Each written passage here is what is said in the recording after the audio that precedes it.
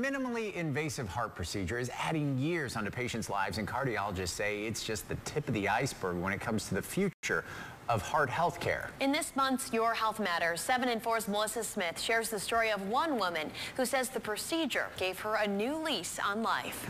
I really bribed him before you came. Yeah. When you meet Fran Swaney, you instantly sense her vivacious personality. She loves staying active and comes here to her church quilting club once a week.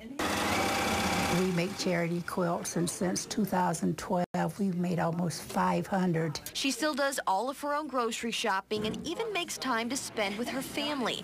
But about 8 months ago, something changed. I got to the place where I couldn't breathe. I could maybe take 5 steps, and I'd have to sit down because I could not breathe. Couldn't make a bed or do housework. Fran's doctor concluded over her lifetime she had developed aortic stenosis, or a narrowing of her aortic valve. This was causing the shortness of breath. So Fran was referred to Dr. Nick Slocum at Munson Medical Center for a heart procedure called TAVR. TAVR is transcatheter aortic valve implantation, or it's actually replacement of the valve you were born with a new valve. Via a minimally invasive approach, usually through the groin, but we can also use small incisions in the chest wall, is done for patients who are at high risk for open heart surgery, or who are at such a risk that it's thought that they cannot have surgery. They're inoperable because of their other medical problems. Dr. Slocum says most patients like Fran develop aortic stenosis in their 70s or 80s, and TAVR, which started at Munson in 2012, provides a minimally invasive solution. The patients are in an interesting group to take care of course, because they always have a lot of life experience. And they are in a bad position. They have a valvular heart disease problem that is likely to take their life within the next 2 years if nothing happens. Fran had her TAVR procedure at Munson Medical Center in Traverse City just this past June. I went home that weekend, and the next week I was driving my car, and just been going ever since. I got a new lease on life. An aortic valve should be open like this all the way so the blood can flow through. And mine was like this before my procedure. So I didn't have much space for the blood to flow through.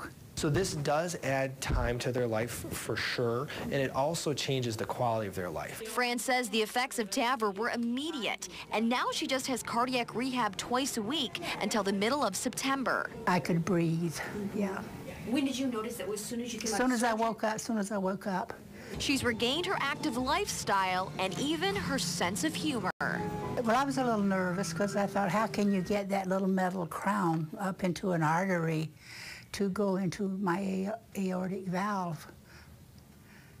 So now I'm wearing a crown in my heart, so they nicknamed me Queen Franny in the hospital. Well, that's good. Because I had a crown in my heart. Dr. Slocum says outcomes like Fran's are evidence TAVR is revolutionizing the cardiology world.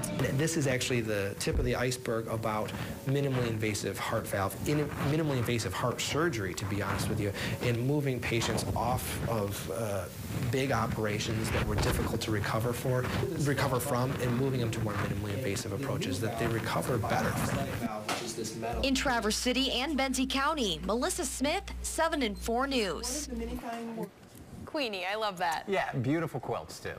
Munson Medical Center is one of 16 centers in Michigan performing the TAVR procedure right now. And now Dr. Slocum says since 2012, Munson has done about 60 to 70 of these surgeries, and they say they've had great success.